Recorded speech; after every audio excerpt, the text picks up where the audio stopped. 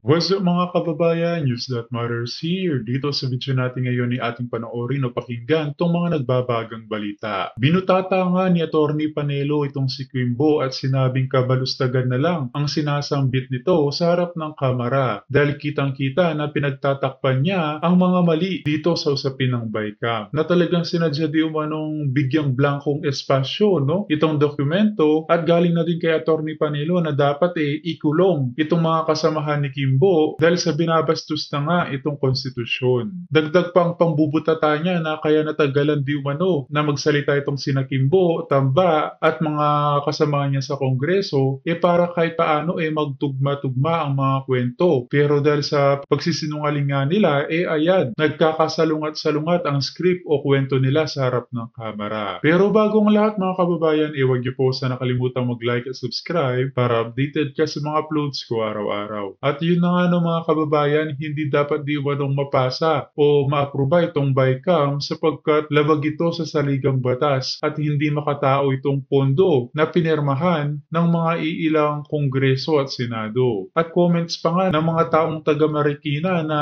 wala nang naniniwala dito kay Congressman Stella Kimbo at sinabi pang makapalang pagbumukha dahil tumatakbo pa nga ito sa pagka-mayor at ang kanyang asawa naman sa congressman. Grabe. Kawawa talaga kayong mga nasa Marikina. Ingot na lang talaga kayo kung ibuboto nyo pa itong nagpa-fashion show sa lower house. Kung kaya naman hindi ko na patatagalin pa, ito na ang buong video.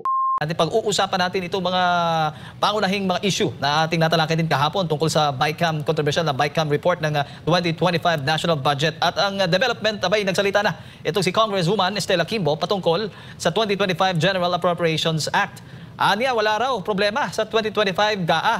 Legal daw ito at fully enforceable at valid dahil ang Enrolled General Appropriations Bill na nanggaling aniya sa Kongreso ay kompleto. Walang blanco. Ina-acknowledge naman ito na mayroon ngang mga blanco sa ipinasang BICAM report. Gayunpaman, otorisado aniya ang technical staff ng Senado at Kamara na magsagawa po ng correction sa BICAM report pero wala na daw silang discretion dahil ang lahat ng ministerial ay ministerial na lang daw. Anong masasabi mo dito, Attorney? Ano pang maasahan mo dyan? Teacher Stella, puro kabulustugan naman ang sinasabi niyan.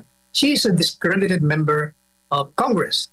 Siya yung pinag-usap-usapan at pinuna at binanatan ng gusto ng mga netizens sa social media dahil isang ordinaryong guro nung makapasok sa Kongreso ay biglang lang nagpakita ng gila sa kanyang mga kayamanan. Hindi mo malaman kung saan ang galing. Mamahaling damit, mamahaling bag, sapatos at kung ano-ano pa. Itong binabanggit mong kongresista na tumatakbo pa namang mayor, kawawa naman mga taga-Marikina. Ayusin niyo mabuti kung sinong ilalagak nyo. Sapagkat yung kanyang unang-una, halatang-halata mo na pinagtatanggol niya ang mali. Sinasabi niya, ina-acknowledge niya, inaamin niya na may blanco. O finally, at least inaamin na may blanco. Dahil palaging tinatanggi ng presidente ng Senado na nagbubulag-bulagan. Tinanggi ng executive secretary na mali naman ang tinutukoy niya. Tinutukoy niya yung enrolled bill. Samantalang ang pinag-uusapan niya yung bicameral conference report. Ganon din ang presidente. Marcos Jr. Pati si Presidente Duterte nagbibigay lang ng opinion sinasabi niya sinungaling. Itong si Teacher Stella, inamin niya na blanco. Kaya lang, meron daw kapangyarihan at tinutusan daw mga technical staff na ayusin o fill in the blanks dahil may mga typographical error. Anong kabalbalan yan na typographical error? 13 pahina ang blanco. 28 na items ang walang mga corresponding figures sa mga program at proyekto.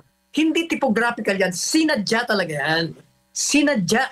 At kung yan si Teacher Stella ay kasama doon sa mga naglagay ng blanco yan, isama yan. Isama dapat yan sa demanda at dapat na ipakulong yung mga yan sapagkat ang ginagawa nila ay kinuha nila, inagaw nila ang kapangyarihan ng Kongreso na busisiin ang General Appropriations Bill bago ito padala sa Presidente. Yung mga inaprubahan ng dalawang sangay ng Congress, ang Senado at ang Kamara de Representante ay binago nila. Binago. Paano mo ngayon sasabihin na yung pagbabagong yon ay hindi na ayon sa prosedimento sapagkat ilang tao lamang ang nagbago ng pinag-usapan at dinesisyonan ng dalawang sangay ng Kongreso. Kaya yung pong babaeng kongresistang yan, naku, tandaan nyo, hindi dapat nakakaupo yung mga ganyang tao na may kapangyarihan kapagkat nakasalalay dyan. Yung mga pera ng bayan na maaaring malustay kung ang mga tiwaling opisyales ang iluluklok natin sa kapangyarihan.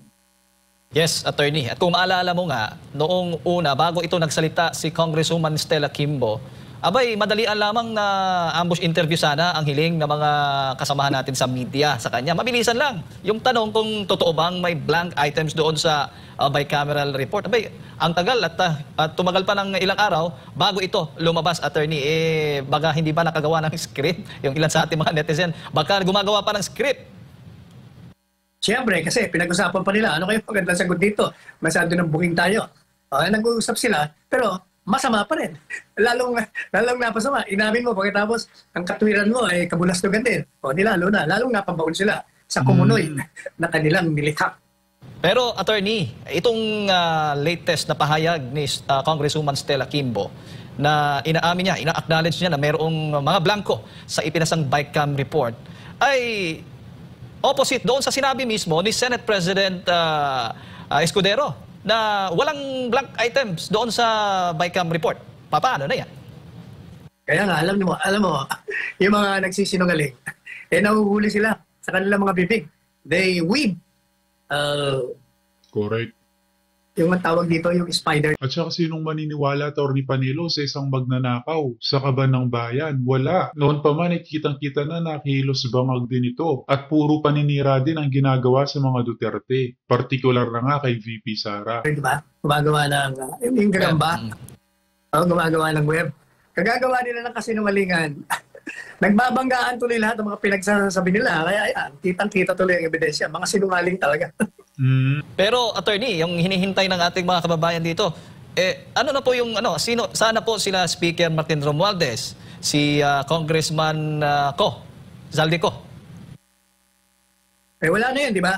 Pinalitan na ni Teacher Stella. Bakit hindi nagsasalita? Bakit si si Congresswoman Stella Kimbo yung nagsasalita ngayon? Sila man sana, yung sabi mo nga, may 4 na opisyal yung mataas during sa BICAM report nitong 2025 national budget nakasama. Ang hindi nila pagsasalita, ibig sabihin, complicit sila. Kasama sila sa sabuatan ng paglalagay ng blanco. Ilagay nila ng mga figures bago nila ipinadala kay Presidente Marcos Jr. Kaya dapat talaga, buti naman itong si Congressman Ongab, tinanggap na yung hamon natin na dapat siya manguna. Para samahan naman siya ng mga ibang senador at mga kongresista.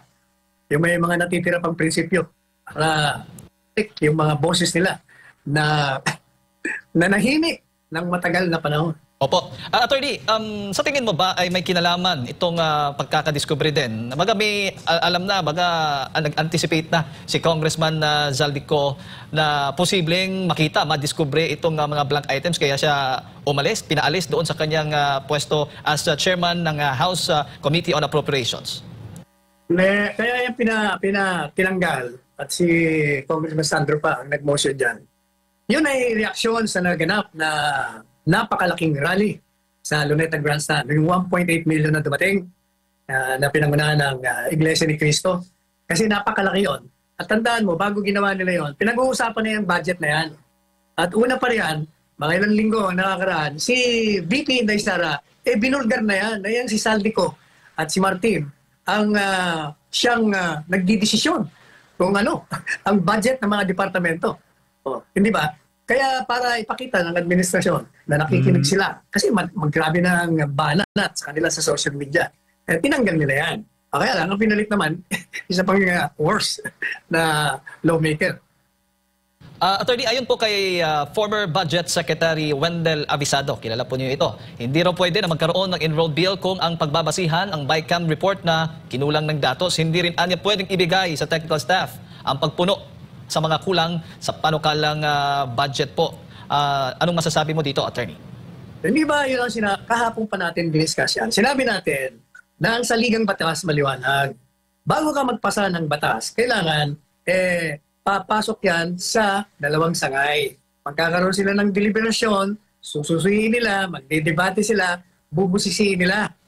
At yung pinaka-buo ng pinagkasunduan nila, yun ang ilalagay mo sa enrolled bill at ibibigay mo sa presidente. Ang problema nga, hindi nga yun ang nangyari. Yung inaprubahan ng Kamara de Representante at ng Senado, hindi nasunod sapagkat binago ng Bicameral Conference Committee. Mga iilang lamang na select few. Ibig sabihin, hindi dumaan sa prosedimento na inilarawan, iginuhit ng saligang batas. Kaya iligal, correct. labag sa saligang batas. Opo. At para naman kay dating Senate President Tito Soto, kailangan daw ng ilang mambabatas na sumailalim ng Parliamentary Rules and Procedure Workshop. Dahil po ang ministerial corrections ng technical staff ay hindi umano pinapayagan sa anumang bill, lalo na po sa isang batas. Kailangan daw itong ibalik sa plenaryo. Elementary yun, di ba? Para, kung mga yung na-discuss natin kahapon, kumpletong-kumpleto na yun. Naipasok na natin doon na hindi po pwedeng makialam ang ilan lamang na mga membro ng Kongreso at Senado upang baguhin yung pinagkasunduan at inaprubahan ng dalawang sangay. At kung meron mang pagbabagong gagawin, dapat yung dalawa ang siyang mag-usap sa isang hayag at sa isang kabuuhan na lahat sila ay magpapartisipa, hindi lamang ang ilan. Opo. Alam mo, Attorney Sal, good luck na lang doon sa 4 na nabanggit mong opisyal na posibleng mapanagot dito. Tama ho ba? Kapag umusad po itong petisyon na nila Congressman Ungab at iba pang individual na maghahain po nitong reklamo. Good luck ka sa kanila. Iniwan na po sila sa ere ng Malacanang dahil mismo ang Malacanang may pahayag na wala silang kinalaman dyan. Okay, kung wala silang kinalaman, may kinalaman dyan kung saan ang galing yung enrolled bill. At ang galing yung enrolled bill, dyan sa Bicameral Conference Committee, sila mga pumirma dyan. Kasi bago nila Kaya nga kapansin-pansin na pagiging tahimik ngayon nila Tambalos, Attorney Pan, natahimik sila patungkol dito dahil alam nila sa sarili nila na sila ang may gawa dito sa mga blankong espasyo na dokumento. ibigay kay Presidente Duterte, Presidente Marcos Jr., may mga blanco na ang dami na nakakita at ngayon nga, inaamin na nga nila ano pa ba? Linawin ka lang, Attorney Sal, bukod doon sa 4, yung lahat ng mga pumirma, posibleng mapanagot yon. Hindi naman. Pumirma sila doon sa blanco, ibig sabihin, alam nila na blanco yon. Pinirmahan lang nila. Pero hindi naman yung, kasi yung ang pinaka-head, sila ang huling pipirma dyan . So kung nakita nila na may mga blanco yan, dapat, ginawa nila ng paraan na ibalik nila sa plenaryo yan. Pag-usapan nila, hindi po pwede na blanco-blanco rito. Pero, dahil pinirmahan nila at binago, sino pa magbabago nun? Pag sinabi mong technical committee, mababago ba ng technical committee na blanco yun, hindi nila po anong figure. Siyempre, tatanungin ng technical committee, ano bang ilalagay namin dito? Ipiprinta na namin ito, blanco ito. Siyempre, di ba? Ganito ilagay mo dyan, 1, 2, 3, 4, di ba? Opo. Attorney Sal, marami ang nangangamba kung kailan pa daw ito ihahain yung petisyon, yung reklamo, dahil baka magamit yung pera sa eleksyon, sa mga kampanya. Yung budget daw. Kaya talagang gagamitin yan. Unang-una, dati na may mga pera. Palaging may pera yung mga yan, di ba? Matagal lang nireklamo yan. Hindi naman nila mapaliwanag kung paano nila ginastos sa mga pera.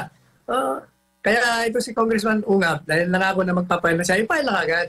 At tulungan na siya nila, Senador Coco Pimentel, sino pa. At saka yung mga minority senators. Pati kahit na majority, basta kontra sila. Hindi sila pumirma dahil may blanco, kaya kontra sila, sumama sila sa petisyon. Oo, yung tanong, meron pa bang minority sa Kongreso, sa House of Representatives? Yan ang hindi natin lang. Sana tawagan mo si Congressman Libanan. At tanongin natin sa publiko kung niya. Mahirap, attorney, magsalita kasi baka magurgor. Puro nga takot . Either takot or nasisilaw sa ginto. Magandang araw mga kaibigan. Pag-usapan pa rin natin ngayon si Congresswoman Stella Quimbo. Pagkatapos ng halos 1 linggo na pananahimik, pagtago-tago sa media, ngayon, umamin na siya na mayroong blankong space sa BICAM report. Ibig sabihin, hindi nagsisinungaling si PRRD, si Congressman Ungab at Atty. Vic Rodriguez. Ngayon, nagpapaliwanag ang kongresista. Ang tanong, pinapaniwalaan pa ba siya ng taong bayan? Okay?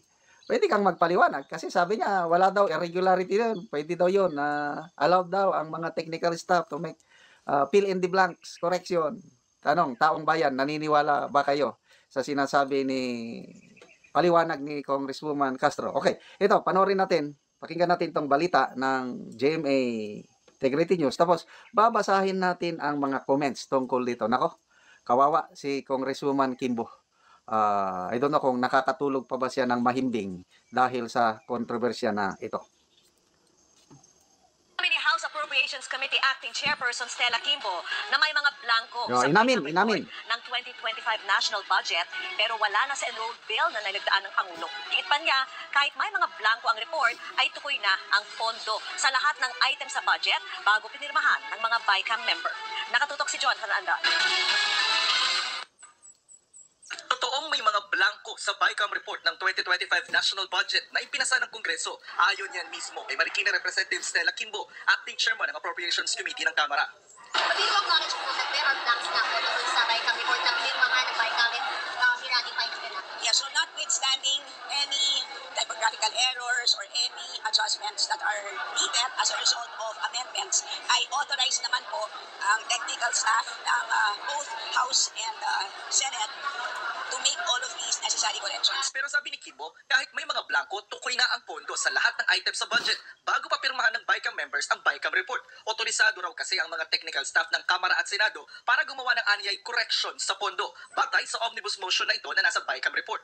Lahat po ng naging corrections ng ating technical staff, lahat po yan ay ministerial na lamang. Ibig sabihin, calculator activity. Anong ministerial na lamang, calculator na lang daw? Blanco nga eh. Blank. Ang mga amounts involved, billions. Tapos, ministerial lang. Grabe naman. Oy. Nakakatawa. Anong tingin nila sa Palusot pa. Pilipino? Di ba ito, pang-iinsulto sa intelligence ng mga Pilipino? I don't know, i-comment ninyo. Ministerial lang daw eh. Tukoy na daw yung mga appropriations. Wala na, decided na. Sinong nag-decide? Kasi blank eh. Millions or billions ha. Ang nag-decide, di ba yung technical staff? Ay, grabe talaga eh. Nakakalula, unbelievable na ganito na ang reasoning ng ating mga lawmakers ngayon. Hindi na lang po. So, lahat po, wala na po silang discretion. Oh. Dahil lahat po ay decided na po by the BICAM members at the point of signing. Pero tanong ng media kay Kimbo, Considered typographical error to po yung pag-fill in the blanks ng mga Yun. There are some. Considered, ang galing naman itong media na ito. Considered typographical errors ba ang pag-fill in the blanks ng budget? Typographical ba yon? Patay. Ay, nakakatawa. Ang typographical, yung nagkabaling spelling. Di ba? Yan ang typographical. Paano naging typographical error yung blankong amount na i-fill in the blanks mo yung amount? So, yung ganyang paliwanag, I don't know kung maniniwala pa bang tambayan. Magbasa tayo sa mga comments mamaya. The more na nag-iingay pa sila, the more na nagsasalita pa, doon lumulutang ang kasinungalingan na lumalabas sa kanilang bibig. There are some typographical error. Dahil yung iba doon ay Wala, palusot. kita naman eh. respective sa Yes. allowed yung paglagay ng numbers kung baga. Yes. Yes. And there is another omnibus provision doon sa BICAM na in case na magkaroon pa po ang version ng printed at saka ng BICAM report, ang mag-prevail po is the printed version. sabi ni Kimbo, wala Malayo yun.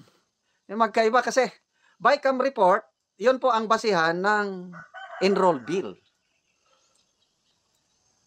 Hindi ka makakagawa ng enroll bill kung walang BICAM report na pinirmahan ng mga members ng BICAM. Ang problema is blanco yung amounts, millions, billions. So ang tanong, sino ang nag-fill up? Sino ang nag-authorize noon? Sabi ni Atty. Vic Rodriguez, that's falsification of legislative documents. Hindi po typographical error po yun, Madam Chair. wala naman ng blanco ang 2025 budget ng maging enrolled bill na ito. Kaya gate niya, It is legal, it is fully enforceable. Yes. Wala nang blank item sa bill, wala nang blank item sa pinirmahan, yung naging GAA. Ang tanong ng taong bayan, Madam Chair, is sino yung nag-fill in the blanks? Sinong nag-authorize noon? Technical staff. Legal ba yun? Katanggap-tanggap ba yun? Yun ang tanong. Sila-sila lang yan. Anyway, napakagaling yung reporter na yun na nagtanong na typographical error ba yun pag fill in the blanks? Huwag niyo pong insultuhin naman ang intelligence ng mga Pilipinos. But anyway, nasa taong bayan na yan. Okay, mga comments. Magbasa tayo sa mga comments, ano? Lahat ng comments na nabasa ko is negative kay Congresswoman Kimbo. Sabi, Estrella Nala, ipasa na agad ang death penalties para sa mga magnanakaw na nasa gobyerno. Okiko, nakapag-isip na nang sasabihin may anomalya talaga dyan. Naghahanap na lang kayo kung papaano nyo ilulusot. Francis, PRRD was right. Who is lying and who fill up the blanks? Romeo Palak, sabi ng ilang senador, walang blank item. Tapos ngayon, sabi mo na meron. Galing nyo talaga magsinungaling. Billy Almighty, sampahan ng kaso ang lahat na pumirma at yung technical staff na nakialam sa national budget para hindi na makahawak ng pwesto sa gobyerno kahit kailan. Maki Thor, sabi niya, blanco or not, ang endpoint better present the whole BICAM report and GAA to the public. Ipepanya San Diego, valid pa rin, naubos na pera ng taong bayan. Roel Pantilanan, 1 week ka bago nakasagot, tapos yun lang pala. Di nga, ba't ka umiwas noon? Ito, script nyo. Again, lahat ng comments, negative para kay Congresswoman Stella Kimbo. Taong bayan, hindi na naniniwala sa kanya. I don't know kung nakakatulog pa ba siya ng mahimbing. Okay. Correct. At yun na nga ng mga kababayan, narinig natin itong mga nagbabagang balita sa oras na ito. As always, mga kababayan, kita na lang ulit tayo sa ating next vlog. Huwag niyo po sana kalimutang mag-like at subscribe para updated ka sa mga uploads ko araw-araw. Maraming po salamat mga kababayan. Ingat and God bless.